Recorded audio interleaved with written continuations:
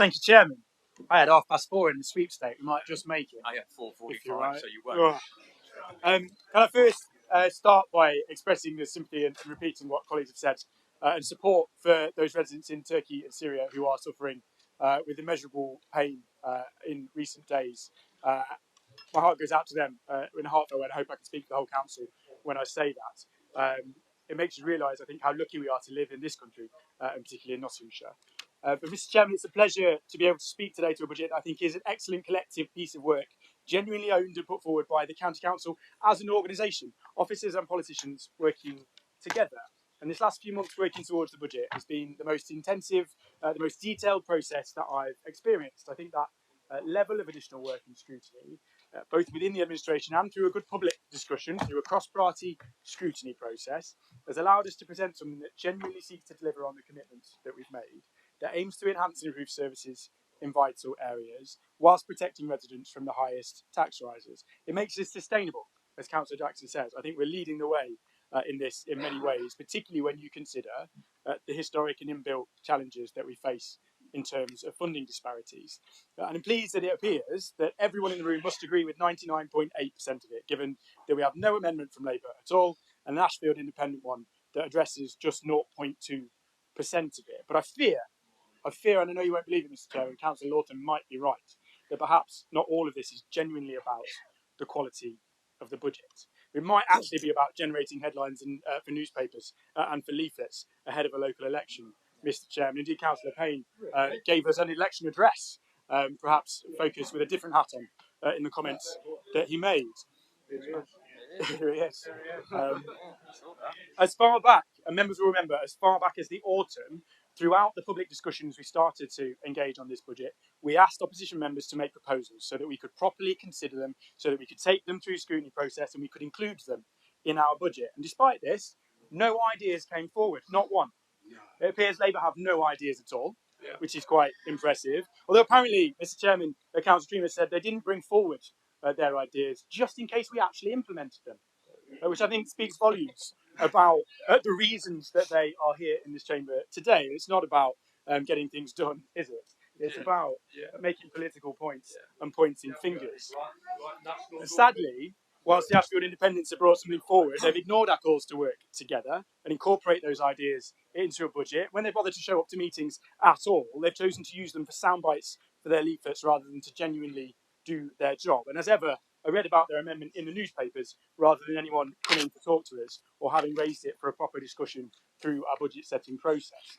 If the Ashfield Independents had come to speak to us, we could have explained why their proposal won't do what they say it will. We've done this to death already, Mr. Chairman. They know all about it, but they're not bothered. We are not building extra council offices. We're reducing our office estate from 17 buildings to 9, possibly even further, in order to save money.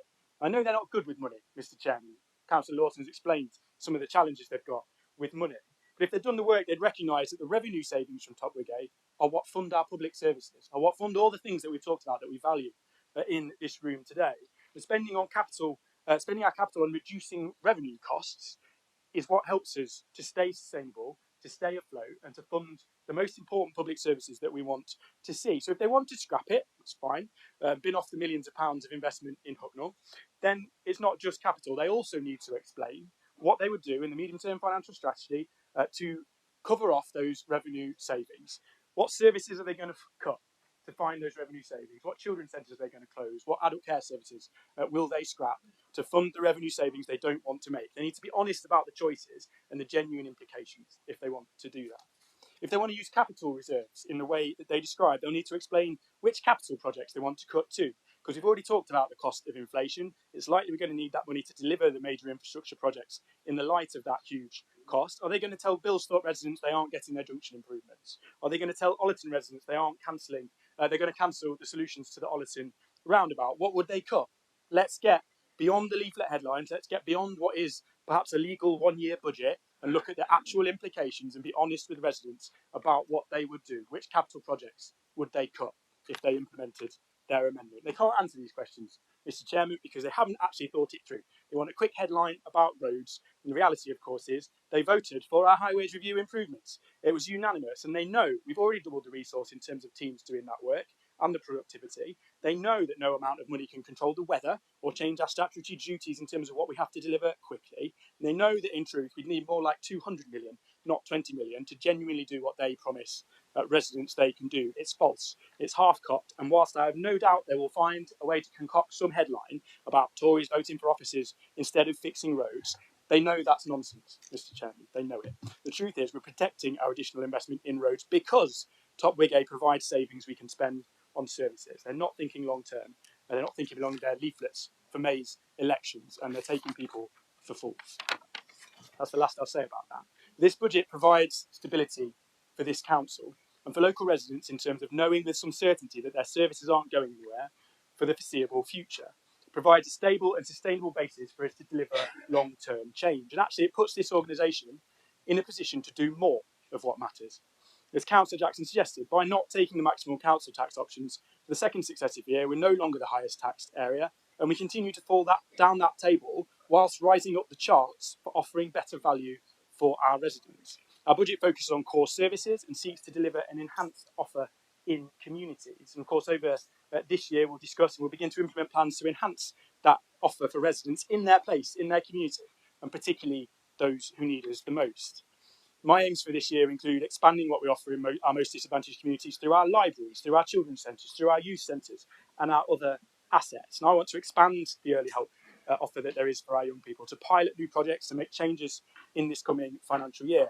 I want our organisation to be more a part of those communities, to help people pick people up when they need help, and to do that earlier. So we're improving independence, we're maximising people's resilience, we're improving lives, but ultimately saving money for the taxpayer in reducing the need for the most expensive interventions earlier down the line. When we've had consultation in the past, members opposite have called for us to be closer to communities, and that is exactly what this budget does. Whilst other councils, very close to here, in fact, are slashing these services to bits and charging the maximum council tax, our budget protects them all. Our budget will enhance them, and we're committing to do more for residents in the services that really matter, not less. So we're gradually improving the offer and the value for money that we offer for taxpayers. We're enhancing the services people need the most, making savings in the area that won't impact from the most vital frontline delivery of those services. We're providing a platform for the future to be able to transform the way we deliver them for people. And we want to spend less on our buildings and more on our services. And unlike the Ashfield Independents, we understand the difference between capital and revenue, and we can do that in a way that won't make us struggle for money in the long term. We'll do less expensive residential care in the future because we'll focus on better, earlier solutions for our vulnerable children within families, within communities. We'll spend less on travel costs so we can spend more on early help for people who need it. None of that's rocket science, but it's not a quick fix either. And those changes will take time. But this budget gives us the stability and the platform to be able to do that work. And whilst we're at it, we'll deliver our major capital commitments despite the rising costs. We've made promises to our residents and we will deliver on them. We've made promises on projects like the A614 and we will get that done. We've made promises about the increases in funding for our highways, and despite the rising costs, despite the cost of inflation, we continue to deliver it. We know that the state of the roads is a visible and universal challenge for our residents. It is all over the country. And though we can't control the weather, which has caused a huge amount of damage recently, we've doubled the amount of high quality work we're doing. We're making 50 changes to the way we deliver road maintenance to improve things in the long term. And unlike the independents, we will be honest about the challenges of that. We will continue our commitment to increase funding, increase quality and improve things over time. But I will not lie to residents and pretend that there is a magic quick fix available that we are just ignoring. If there was one, we would do it. But the truth is, it's a long and hard job, and we're committed to delivering for them.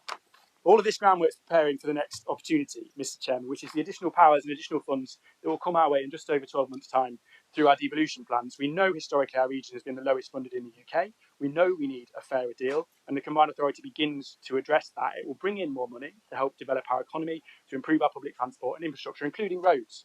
So I hope members will support it. These are huge opportunities for our area. And through that deal, through Step Fusion, through the development company, other projects and investments in our county, we will make a difference. Given that the opposition members have spent all their time today slagging off national government rather than addressing the budget, I'm not sure Councillor Bolt mentioned the budget in her speech. I'm sure they will welcome more local decision-making powers that we'll bring to our area through that deal. So, Mr. Chairman, in conclusion, we recognise the significant challenges that face our residents right now, and of course, our organisation faces them too. We're doing more than ever to support residents with the cost of living, more to help community groups to offer help too, and focusing on enhancing the services that will have the most impact for the people who need us the most. We're making our savings away from the front line in order to maximise the value that residents get and focus our organisation on what really matters, which is delivering the key public services that people rely on. Meanwhile, we'll roll down the road of securing those extra powers and funds through devolution to bring further brilliant opportunities in jobs, in infrastructure, to bridge that funding gap to other regions and improve life chances. And this budget is a piece of work I'm very proud of.